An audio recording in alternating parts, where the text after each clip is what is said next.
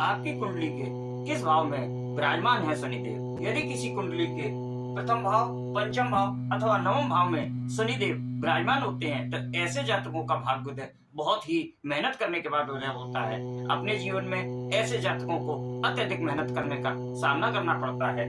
इसी प्रकार यदि किसी कुंडली में शनिदेव कुंडली के षष्ठम भाव में विराजमान होते हैं तो ऐसे जातकों को अपने जीवन में अत्यधिक संघर्ष के बाद सफलता हासिल होती है। यदि किसी जातक की कुंडली में शनिदेव कुंडली के सप्तम भाव में विराजमान होते हैं तो ऐसे जातकों का विवाह अवश्य देर से होता है, लेकिन ऐसे जातकों का जीवन साथी अत्यधिक लॉयल, ईमानदार और विश्वसनीय होता है। और सबसे खास बात यह है कि ऐसा जीवन साथी स्थायी रहता है, उनके जीवन में किसी प्रकार की अस्थिरता नहीं रहती है। यदि किसी जातक की कुंडली में शनिदेव कुंडली के दसम भाव में विराजमान होते हैं तो ऐसे जातक बहुत ही कर्मठ होते हैं, बहुत ही अनुशासन प्रिय होते हैं और अपने जीवन में अत्यधिक मेहनत करके सफलता को प्राप्त करते हैं।